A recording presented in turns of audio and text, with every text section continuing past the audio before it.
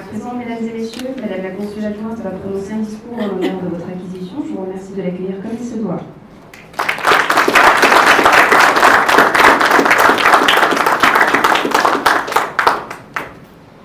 Bonjour à tous de nouveau, est-ce que vous m'entendez bien? Je voudrais remercier, d'abord je vais vous saluer, Monsieur le Président de l'Association des oubliés de Madagascar. Quel lyrisme et quel cœur! Je ne sais pas si je serai à la hauteur du lyrisme, mais le cœur y est. Mesdames et messieurs, je vous souhaite à mon tour la bienvenue et vous remercie de votre présence en ce 15 novembre 2023 en ces lieux. Aujourd'hui, nous sommes donc réunis pour célébrer votre entrée dans la communauté nationale française.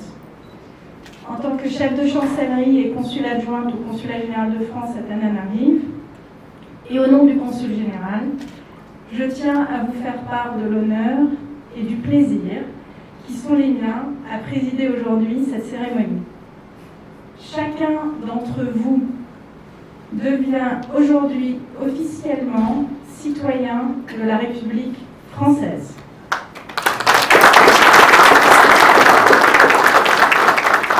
Ce n'est pas une simple formalité, c'est un moment important pour vous, que vous vivez en présence de vos proches, et c'est aussi un moment important pour nous, qui sommes aujourd'hui les témoins de cet engagement libre, plein et entier que vous avez décidé de prendre en demandant la nationalité française.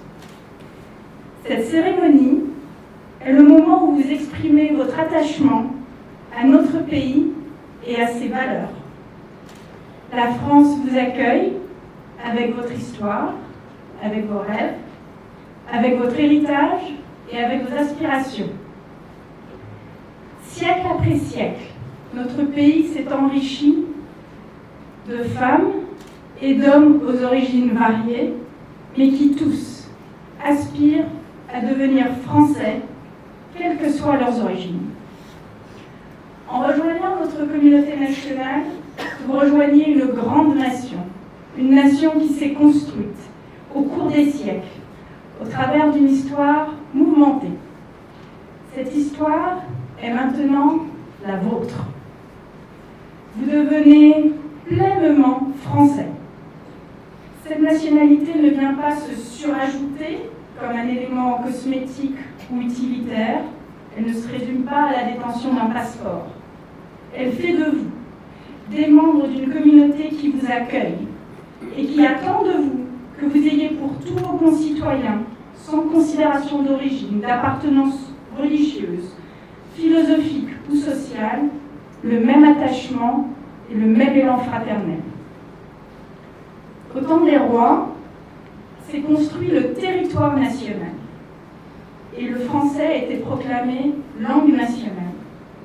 Les fondements de la France, celle d'aujourd'hui, ont été marqués par cette histoire et notamment par la Révolution française de 1789 et la Déclaration des droits de l'homme et du citoyen. Cette Déclaration des droits de l'homme et du citoyen proclame que tous les hommes naissent libres et égaux en droit et en dignité, quelle que soit leur origine, leur condition ou leur fortune. De la Révolution sont issus ces principes de la République française qui sont traduits peu à peu dans la réalité au cours des siècles suivants jusqu'à la proclamation définitive de la République. Liberté, égalité, fraternité, c'est notre devise. La devise de la République, celle qui est inscrite au fronton de tous les monuments officiels, elle rappelle en permanence ces principes qui concernent la vie de tous les Français. Liberté d'abord, liberté de penser, de se forger son opinion et liberté de s'exprimer. Liberté de croire, de ne pas croire. Cette liberté, plusieurs fois proclamée dans notre Déclaration des droits de l'homme et du citoyen, est la première garante de notre pacte national. Croyances, cultures et différences y ont toute leur place. mais aucune ne peut prétendre s'imposer aux autres. Chaque Français est libre de ses opinions. Il doit respecter celles des autres dans le cadre défini par la loi. Chaque Français bénéficie de cette liberté qui est à la source de cette laïcité qui est si propre à la France, si constitutive de notre histoire. C'est la garantie d'un vivre ensemble harmonieux et respectueux des croyances de tous. Les Français y sont particulièrement attachés. L'État est indépendant des religions et les religions sont indépendantes de l'État. Pas de religion officielle, même si la France est évidemment un pays d'histoire et de tradition chrétienne. Et c'est au nom du principe de laïcité que chacun peut pratiquer, dans le respect mutuel, la religion de son choix, en changer ou ne pas en avoir. Liberté, égalité. On a donc l'égalité ensuite. Égalité devant la loi, égalité devant la justice, devant le fonctionnement de l'État, égalité entre hommes et femmes également, égalité qui se décline à l'infini et qui marque l'attachement de la France à proclamer la même dignité pour tous ses citoyens. Fraternité, enfin. Je pense que c'est un mot important dans votre combat. Fraternité de tous, dans les moments heureux, comme dans les moments douloureux de notre histoire. Fraternité qui n'est possible que parce que tous sont libres et égaux. Fraternité qui unit les citoyens, qui permet de vivre ensemble dans la dignité, le respect et la solidarité. Liberté, égalité, fraternité sont indissociables. C'est notre devise et ces valeurs sont le socle de notre République. Pour devenir français, vous avez acquis notre langue, respecté nos valeurs, et en faisant vôtre cette devise, liberté, égalité, fraternité, vous recevez les droits qu'elle proclame et vous acceptez les devoirs qu'elle implique. Le respect des lois françaises, une juste et équitable participation aux dépenses publiques et le partage de ces valeurs qui fondent notre pays. Et la communauté nationale ne peut se résumer à un agrégat d'individus. C'est le désir de vivre ensemble. La nation ne vit que par l'action quotidienne de chacun d'entre nous. En particulier, vous qui vivez à l'étranger et portez nos valeurs et les couleurs de notre patrie.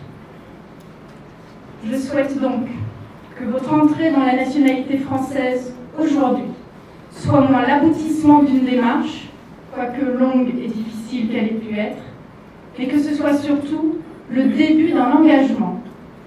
Ne tenez jamais pour acquis les droits que vous obtenez en devenant français.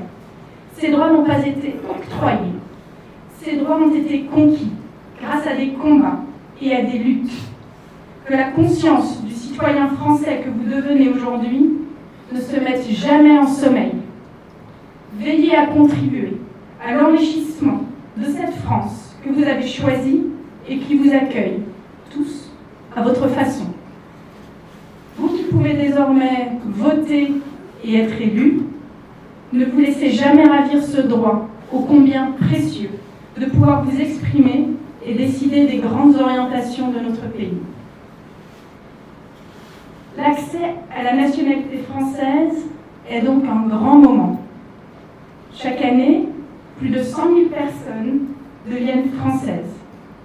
Certains sont devenus célèbres, d'autres non, mais tous ont contribué à enrichir ce pays par leur travail, par leur talent. Et c'est donc aujourd'hui, au nom de la République française, un honneur et un plaisir pour moi de vous souhaiter chaleureusement et avec une certaine émotion la bienvenue dans notre communauté nationale.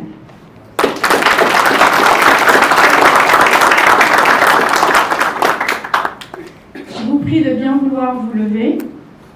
Nous allons chanter chanter ensemble, pour la première fois en tant que citoyens français tous ici, la Marseillaise.